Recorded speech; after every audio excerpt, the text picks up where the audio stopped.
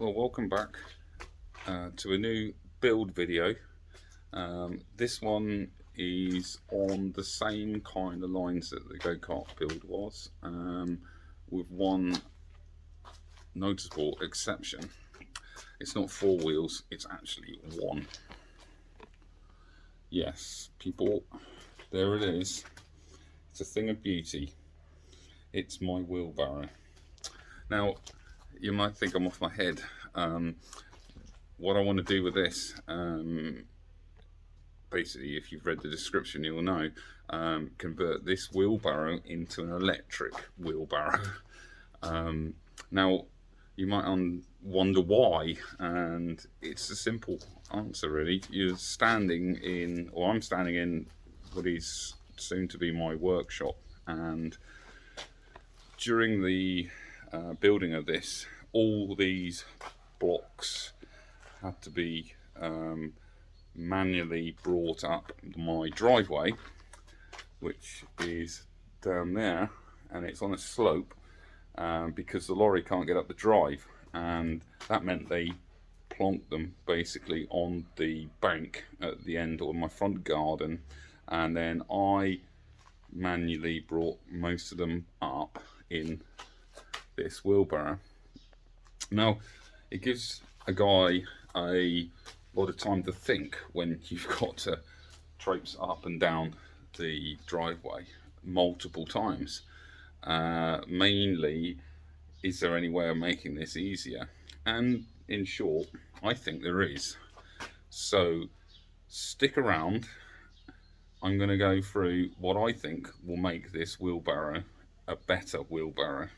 And yes, it might not look much at the moment, but I'm hoping by the end of this it will be something special. So stick with me. We're going to go that way to the first stage, which is the battery build for this barrow.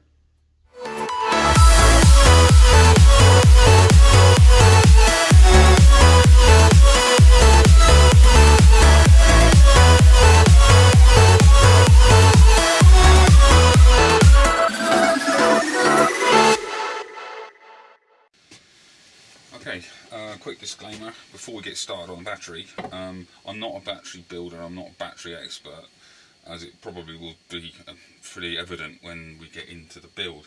I only build batteries myself, and the ones I've built have been alright. But what I would highly recommend is that if you're looking to build a battery for yourself, that you actually maybe look on YouTube for some better builders than me. One that springs to mind is Mikey at ebikeschool.com, link in the description. He does a lot better builds, a lot better tutorials than I do.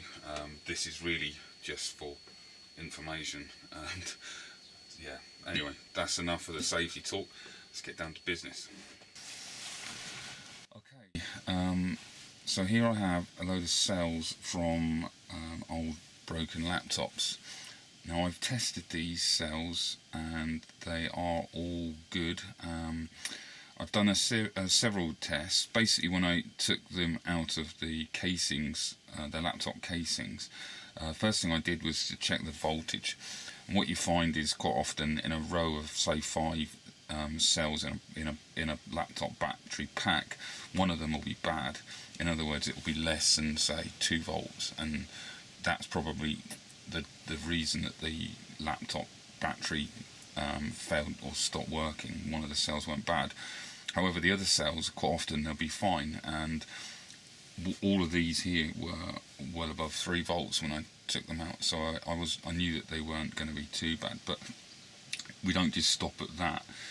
So what we do then is we use a battery charger, much the same as this one here, and we charge them up to their full capacity, 4.1 or 4.2 volts, and then do a discharge on them at 1 amp, and record this. The device basically records the actual how many milliamps that battery can produce, and so I write on this cell the actual capacity of it, and they range. I mean, there's some quite low ones here, and there's some that are practically brand new. Once I've done that, I then do a resistance check on them. And again, that device does check the resistance on it, because we don't want too high a resistance. And again, these are either good or excellent. If you have too high a resistance, it basically means when you're using it, the cell will get hot, and heat and batteries don't really go well together. So that's that. And then the final test I do is just how long they can hold their charge for. So charge them all up to 4.2, and then I leave them. And the longer you can leave them, the better. At least a month, really. And then after a month, check the voltages again and make sure that they're still over 4 volt. And if they are, then you're pretty much sure that you've got yourself a good cell. So these here have been left for at least 3 months now. They were fully charged when I stored them. So what I'm going to do now is I'm going to check the voltages one last time, and as long as they're all up around the 4 volt, then they're great and they're good to go. And then I'm going to prep them ready for making into a battery pack. And so the first job I'm going to do is I'm going to stick on some of these over the top of the cell. Now this is just an extra precaution, because the actual positive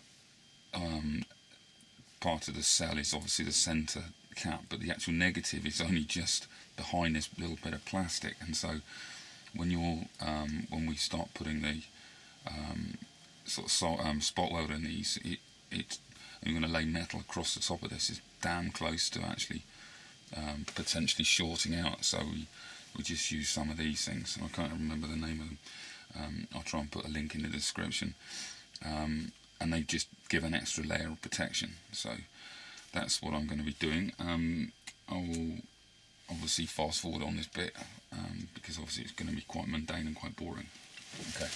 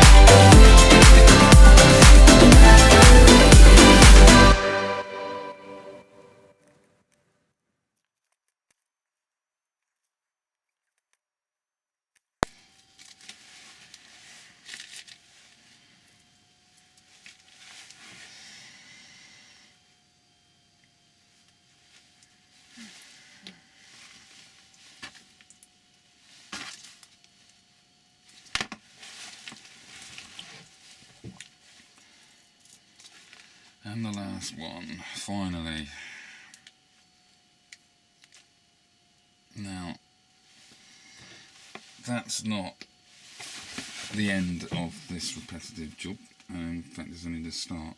The next thing I've got to do is input all of these ratings, battery ratings, into a website, and I'll put it up on the screen. And what that's going to do is it's going to batch these batteries up into their parallel sets, so that when we end up with we're doing a 7 an 8P7S battery pack. So we need to make sure that the each parallel batch of cells is as near as possible the same capacity as the others, so they sort of don't drain disproportionately when the battery's under load. So that's the next job. And yeah, right, so the next stage is to pack or batch up these battery cells into packs, so that when I spot weld them together, they basically balance, and when you draw a load off of them, they sort of drain evenly. Great little website. I'll put a link to it in the description. But from the home page, it's basically repackr.com. From the home page, you just click on the packer icon, and then you basically start entering the cells that you have and their capacities. So 8, 4, another boring. Right, so I'm building a battery pack with 7 rows in series and 8 parallel. Generate pack, and there we have it. So what you see here is each pack is basically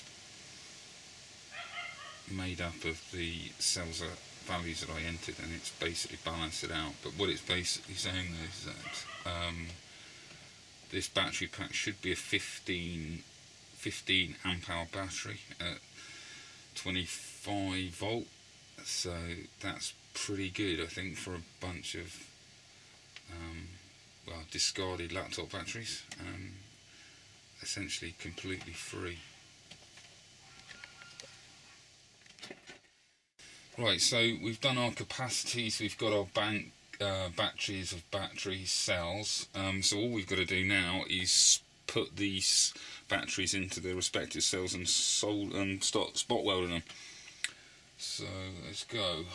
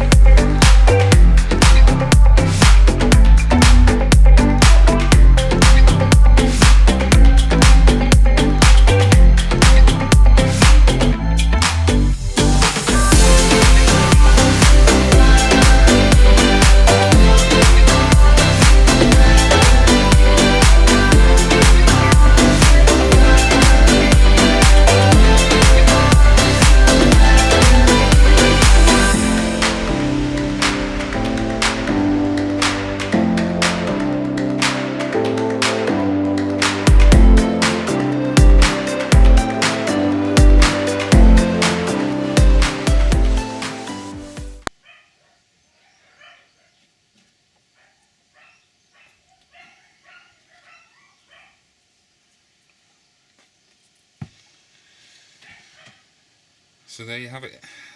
My battery cells all lined up into batches, and now it's a case of clipping them together. Now there's different ways in which you can do this. You can stick them together. However, I am going to, for this time, use these things, as I've got the space to do it. These obviously aren't as compact at putting. If you put these cells together, sort of, you can sort of put them together like this, and you sort of get a lot tighter configuration. Whereas obviously putting them into little squares like this, you do have a gap between them. But if you've got the space, I think these are definitely the better way to go. However, if space is a premium, then basically it's sticking them together and captain tape them. But anyway, this is how I'm going to go.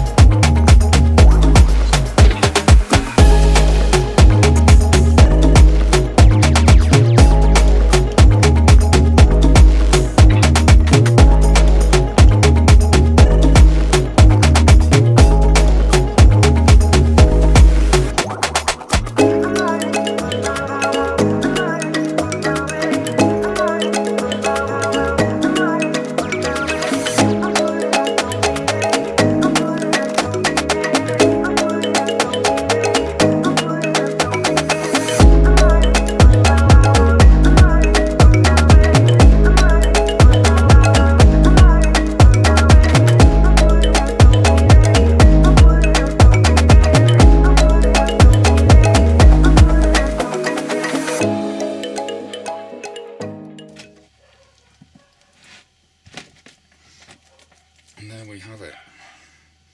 One 15 amp hour, 24 volt pack. And now all we've got to do is spot weld, basically. Right, so before I start spot welding the cells together, I like to take a dead cell and my new nickel strip, this is a new reel I bought, and just test the welder to make sure it's making good spot welds before I attack the real pack.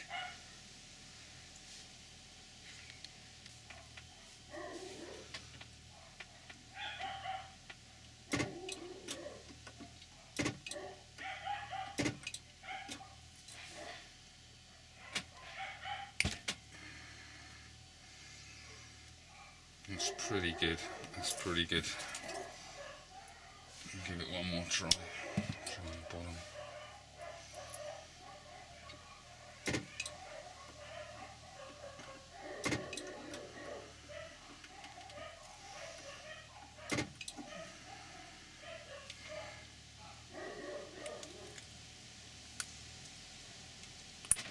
Yeah, that's good. Okay, I'm happy with that. I think we can commence spot welding the battery pack. Right, so I'm going to cut some strips.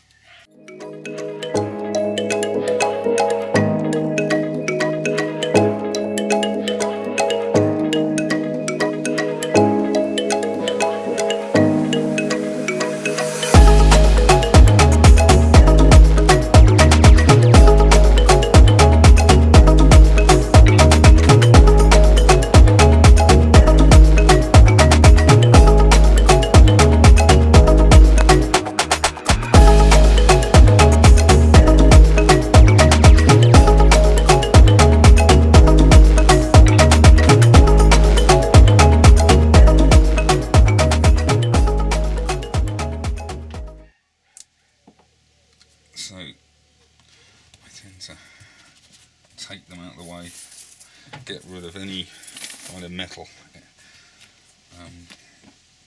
Don't want anything that could potentially short these batteries out, because that would not be good news. And then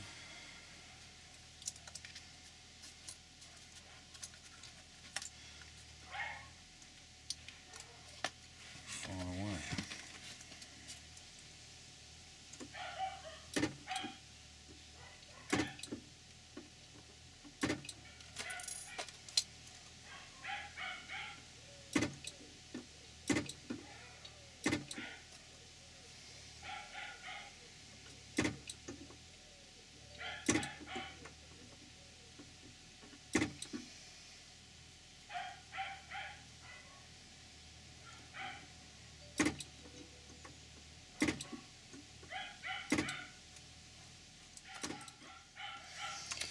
There we have our first row, looking good, going in well.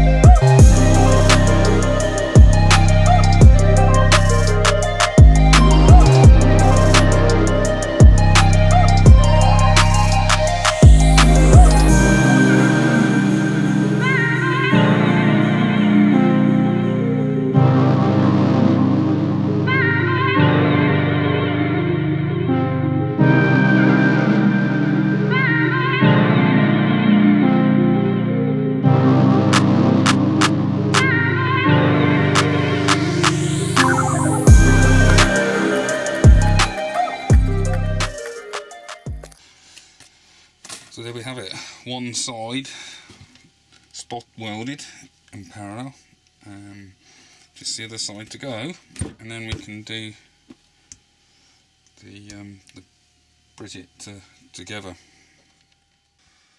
So all the cells are joined in parallel, and now all that remains is for the series connections, and for that what I like to do is actually draw the path on the side of the battery, just as a sanity check really, because it can get, you can easily get lost when you do this bit, and this bit is really crucial because you will short the battery out if you're not careful. So what I do is basically, this is my positive, and then basically the arrow goes like that, and then like that, and then so on and so forth really. So that.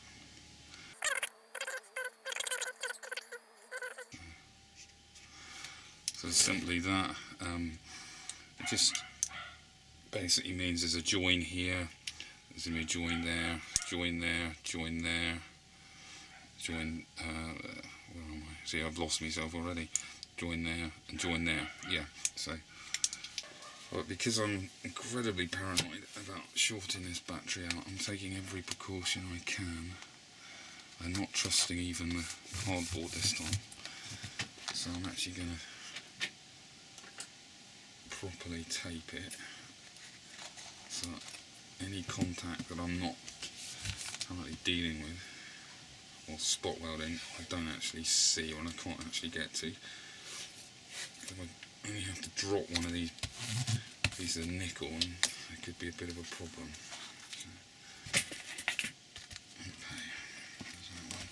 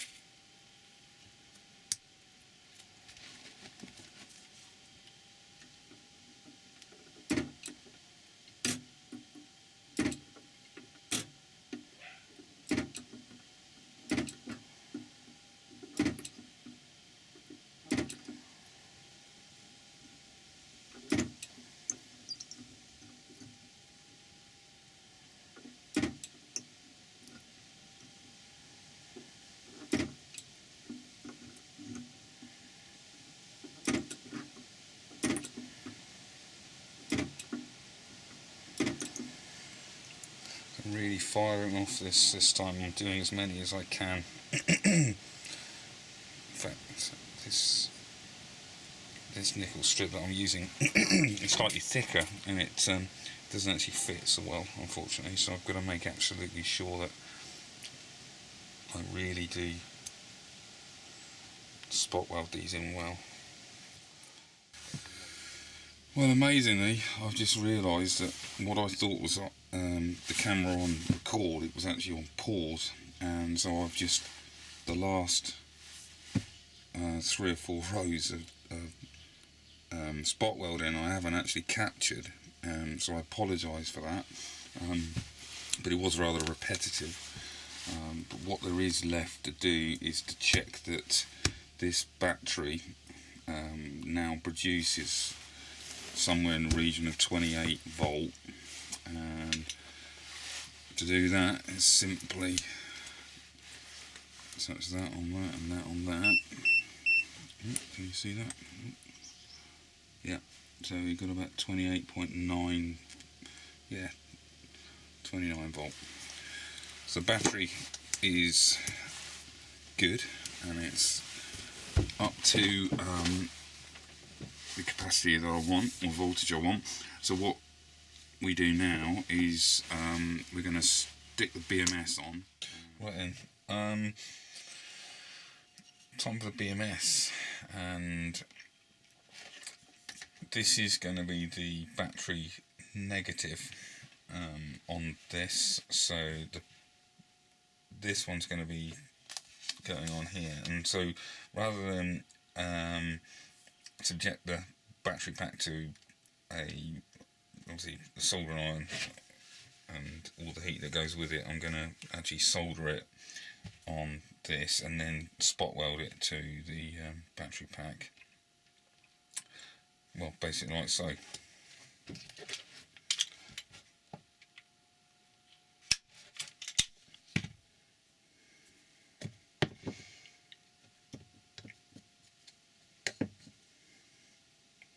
double coating of flux. My mind cannot get enough.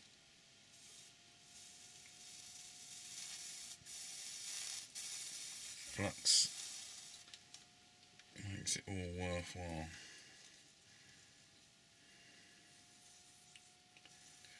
It's a fair bit of heat to get into this wire because it is pretty bloody thick.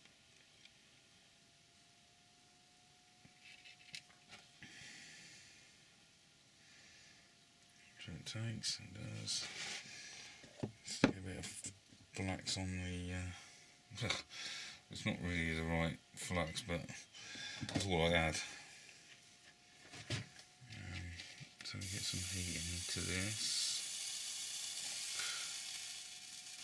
This is why basically sticking it onto the battery wouldn't have been a good thing.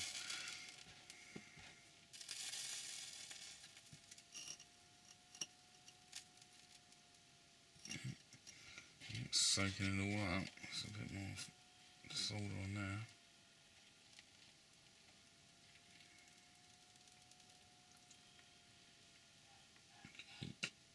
That's hot. I need something to hold that for me. For the battery positive, we don't actually need to go through the BMS. It's directly connected straight to the battery itself, which makes life a little bit easier. So again, good dosing of flux on there. Let's apply some heat.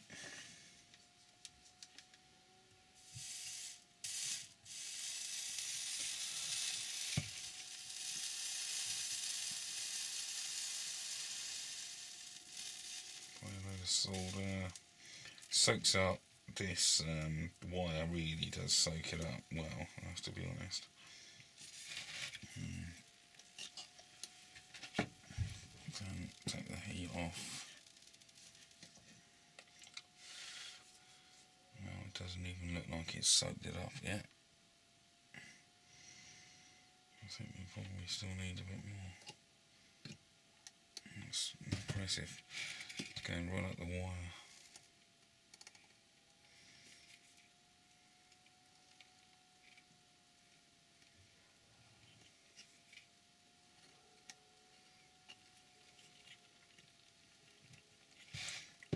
Try that.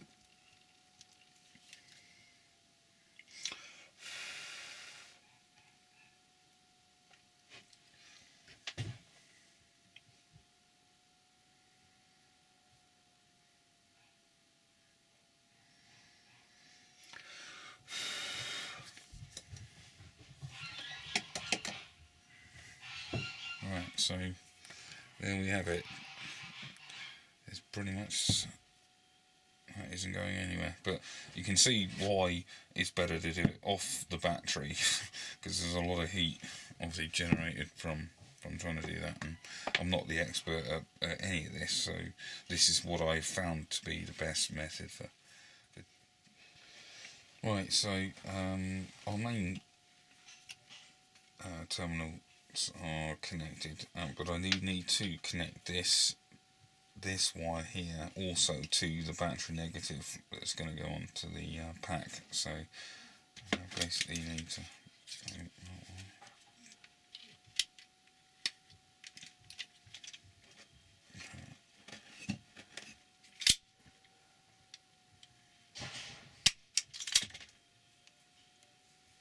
just saying a bit of flux.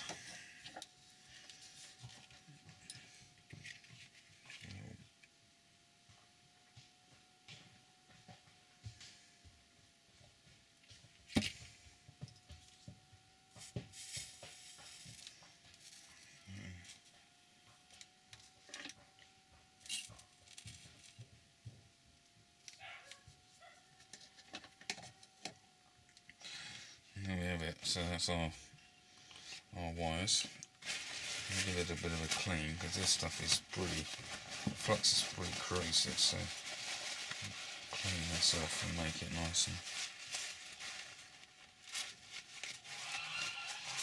So you can see that's nice and shiny, and that's ready now to be spot welded onto our pack. And the only thing that remains really is where on this pack I mount it now. It's not quite square, so I don't know, I'm thinking this side maybe. So if I put, you can see that or not, back BMS goes here, I strap it to that and then stick the basically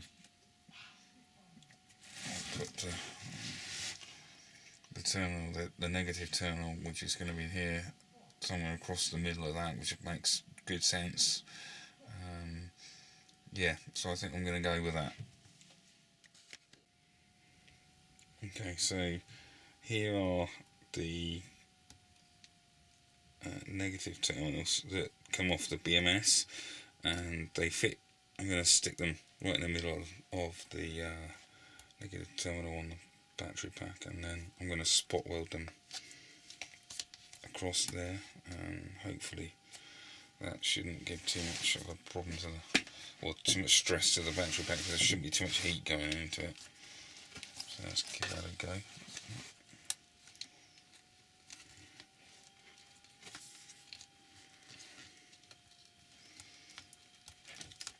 Okay.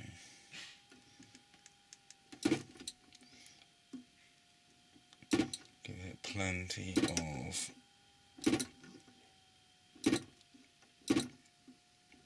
connections or spot welds to make sure that this is the most prominent part of the, well, this is it, you know, the highest part of the current is coming from this part here, so with the primary positive and negative terminals attached to the battery, I just bash them in there as much as possible. Not even sure if you can see that. Apologies if I completely missed that.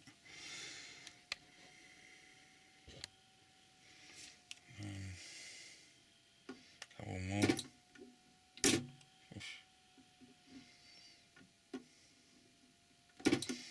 Some of the flux is burning off on this. Yeah, and it doesn't go well with solder. I don't know if anyone's ever noticed that. You're spot welding and you've got solder on the nickel plate, it doesn't go well. Anyway, so there it is. That's pretty well there, so I'm happy with that. And I've just got to do the same for the positive terminal. Right, so we've got our negative wires all hooked up, and now it's time to basically tape the BMS to the battery pack and where it's going to stay, because then I can basically solder the final wires into place. And for that I'm just going to put some, just simply put a bit of Captain tape there like that, and then that is essentially where the resting place for this BMS is going to go. So this is going to be the main battery negative, and this here now is going to be more battery positive, and these are going to be the wires for the BMS. So let's crack on. Right, so this is our battery positive, and this is where I'm going to connect our main primary battery positive wire, pre-soldered of course. Get as many spot welds on this as I can to make sure it's as good as it can be.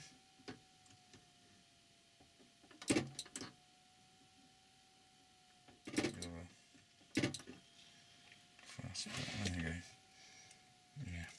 happy with that. Right, so let's just protect that again.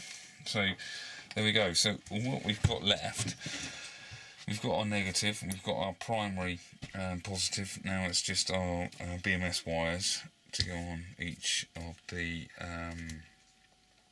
parallel rows, so it can basically balance it, balancing wires in other words. And then this battery is then just needs packing properly, and then I'm going to shrink wrap it, and then it will be a pretty sound battery ready for powering the wheelbarrow.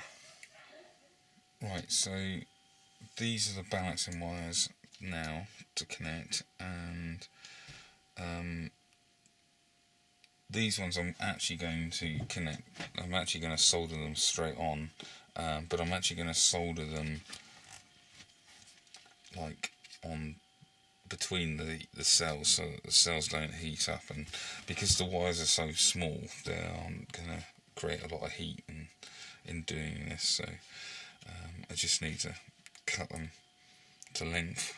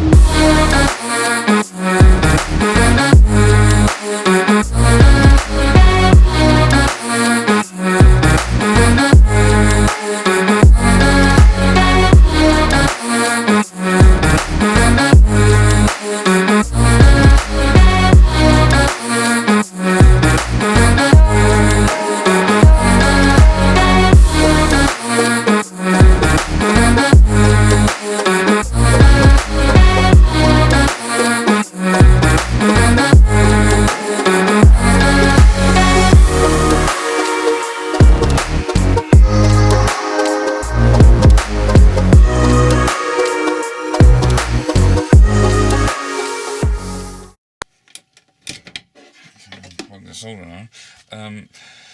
That there concludes this build. Okay, I need to tidy up everything, and I'm going to tape it all down.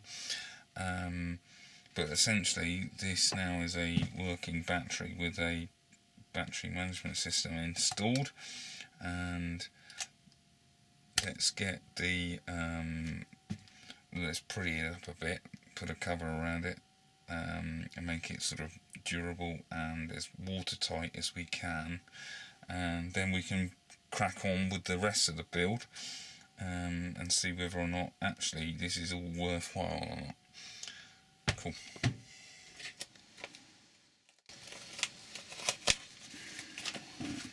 You can get a proper card for this, but I don't have any, and I can't even remember the name of the stuff, so I'm just using good old cardboard. Probably a reason why they use the proper stuff, but I don't know what it is.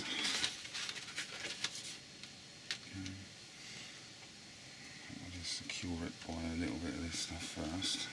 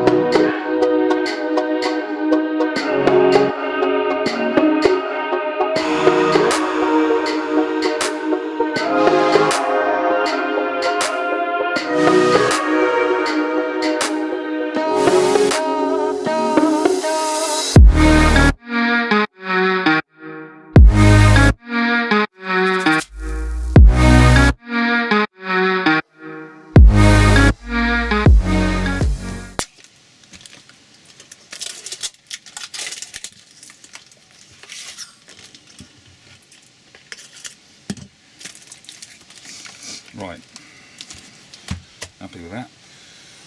Now the fun bit, the shrink wrap. Now there's lots of different ways of doing this. Again, I'm not the expert. I just tend to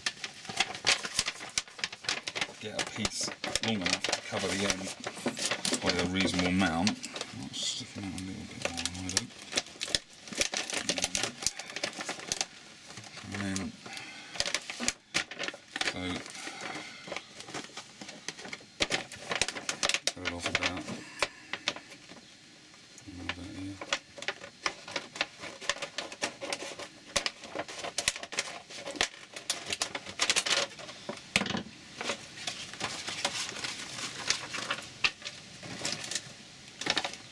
That's it.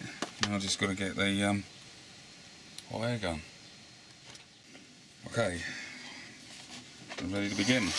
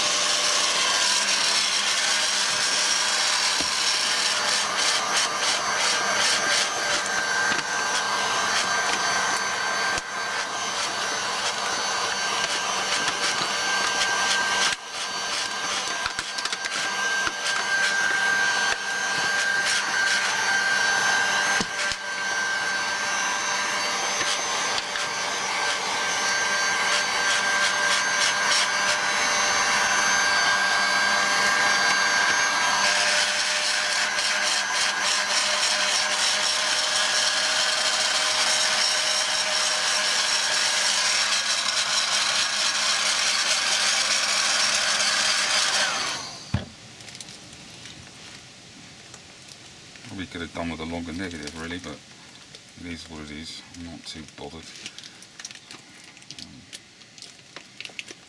That's pretty much it. One battery pack.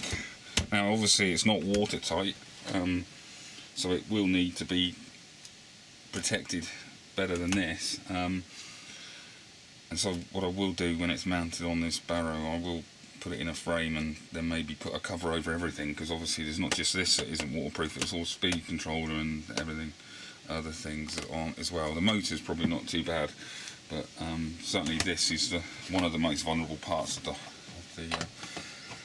one of the components that's most vulnerable. So there, right. Guys, this is a few days on from what you've just been seeing, and it's apparent that on editing this I am up to over 50 minutes and I've not got any further than just the battery, so I'm going to call it the end of the video. What I can tell you as a sneak preview is that it's gone well, and well, quick look, well, that's enough.